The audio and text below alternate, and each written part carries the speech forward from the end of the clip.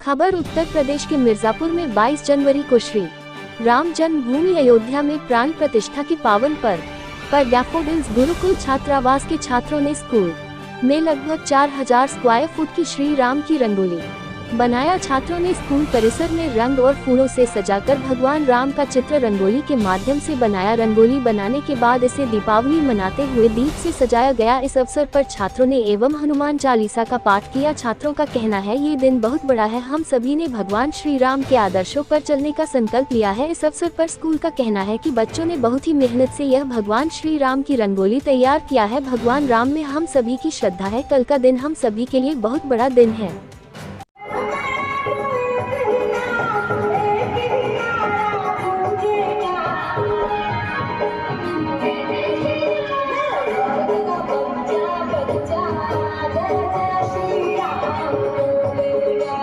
जी, मेरा नाम अमरदीप सिंह है और मैं डैफोडिल पब्लिक स्कूल का डायरेक्टर हूँ।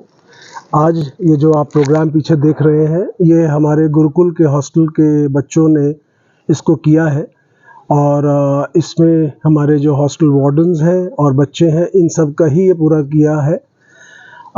जो कल श्री राम मंदिर में अयोध्या में जो प्राण प्रतिष्ठा का हो रहा है, ये सब हमारे भारतीय जो नागरिक लोग हैं, इन सब के लिए एक बहुत ही ये एक मैं कहूँगा बहुत बड़ा दिन है और हम सब उसी का एक हिस्सा हैं। एक समझ लीजिए कि जैसे हमारे माननीय प्रधानमंत्री जी ने भी कहा है कि हर घर में दीप जलना चाहिए, उस तरीके से यहाँ पे ये सब होगा और अभी भी हम लोग यहाँ पे पूरा दीप उत्सव करेंगे। और साथ साथ में जो हमारे यहाँ पे मंदिर भी है सरस्वती जी का पीछे, वहाँ पे भी हमारे बच्चे हर टाइप का मंत्र, आयत और एकमकार का सब जाप भी करते हैं। ये भी जो आप देख रहे हैं, ये सब बच्चों द्वारा ही बनाया गया है और इसका पूरा कंसेप्चुअलाइजेशन हमारे हॉस्टल वार्डन्स द्वारा ही किया गया था। ठीक है, thank you. Daffodil Gurukul hostel की तरफ से मैं आप सभी लोगों का अभिनंदन करती हूँ और हम सब के लिए बहुत गर्व की बात है कि कल हमारे भगवान की प्राण प्रतिष्ठा होने जा रही है। तो पूरे भारतवर्ष के लिए एक ये बहुत सुनहरा अवसर है और ये जो बच्चे सब हमारे पीछे खड़े हुए हैं, ये डैफोडिल गुरुकुल हॉस्टल के छात्र हैं और इन्होंने अपने पूर्ण समर्पण के साथ इस रंगोली को बनाया है। जैसा कि आप देख रहे हैं, इस रंगोली में भगवान राम का प्राकट्य दिखाया जा रहा है कि भगवान धीरे धीरे अवतरित हो रहे हैं। तो मैं प्रार्थना करती हूँ कि इस देश के हर नागरिक के अंदर राम जी का प्राकट्य हो, सबके हृदय में राम बसें और राम का जो उनके आदर्श हैं, जो उनकी बातें हैं, वो हम सबके जीवन में उतरे। जहाँ तक की बात है गुरुकुल हॉस्टल के बच्चों की, तो ये सब बच्चे सिर्फ एक रंगोली के माध्यम से ही नहीं राम को जानते हैं, उनके जीवन की घटनाओं, उनके जीवन के विषय में भी बहुत सारी बातें बच्चों को पता है। और जैसा कि हम सबको पता है कि दशरथ जी के घर में राम जन्मे थे, तो दशरथ का मतलब क्या होता है? दशरथ का मतलब होता है जिसने अपनी 10 इंद्रियों पे विजय प्राप्त कर ली हो। तो अगर हम भी अपने हृदय में राम को चाहते हैं तो इंद्रियों को संयम करना होगा। और अयोध्या में राम का जन्म हुआ था। अयोध्या का मतलब होता है जहाँ कभी युद्ध ना हुआ हो। तो ना सिर्फ अयोध्या में, मैं चाहूँगी कि पूरे विश्व में कहीं युद्ध ना हो। राम के आने के बाद सब जगह शांति हो, प्रेम हो, उल्लास हो। कहते हैं कि राम जी ने अपने शत्रु में भी उनके गुण को देख के अपने भाई से बोला था, लक्ष्मण जी से, उनके जब रावण मृत्यु को प्राप्त हो रहे थे, तो उन्होंने लक्ष्मण को कहा कि जाओ लक्ष्मण, उनसे शिक्षा लेके आओ। तो ऐसा आदर्श, ऐसा जीवन जो अपने शत्रु में भी गुण ढूंढ ले, ऐसा जीवन हमें भी अपनाना है और दुनिया के बैर भाव को छोड़ के अपने अंदर अच्छी आदतों को जगाना है। यहाँ पे जो आप गुरुकुल के बच्चों को देख रहे हैं, इसमें हमारे साथ बहुत सारे मुस्लिम बच्चे भी हैं। तो हर धर्म जाति के राम हैं। यहाँ पे गुरुकुल के बच्चों ने ये साबित कर दिया है कि हमारे लिए धर्म की, जाति की सीमाएं नहीं होती हैं। हम अगर भारतवासी हैं तो हम हर उत्सव को उतने ही उल्लास के और जोश के साथ मनाएंगे। तो इन बच्चों के हृदय में राम के आदर्श जागृत हों, इसी शुभकामना के साथ पूरे विश्व को कल के शुभ दिवस की शुभकामनाएं देते हुए मैं अंशु शर्मा, हॉस्टल इंचार्ज, आप सबको नमन करती हूँ। जय श्री राम। जय श्री राम बच्चों। जय श्री राम। जय श्री राम। मैं आस्तिक पाठक इस गुरुकुल छात्रावास में कक्षा 12 का विद्यार्थी हूँ।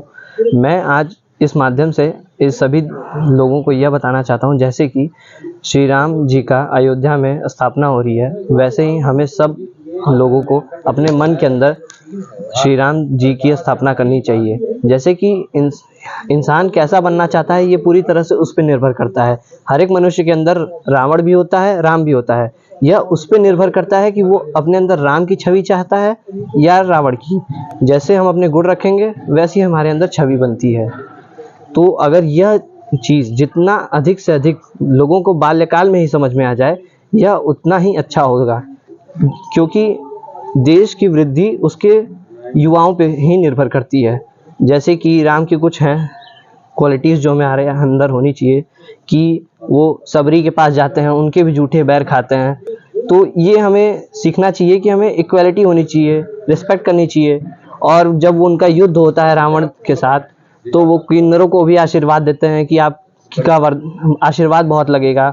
और ऐसे ही उनके कई सारे हैं कि हनुमान जी जो कि एक वानर थे, उनका भी सहयोग लेते हैं, और कई भी ढेर सारे वानरों का लेते हैं, नील, अंगद, और भी पूरी वानर सेना ही रहती है उनके साथ। और भालू जैसे कि जामवंत जी भी उनके साथ रहते हैं। तो इससे हमें यह सीखने को मिलता है कि सबको साथ लेके चलना चाहिए और जानवरों का भी उतना ही सम्मान करना चाहिए।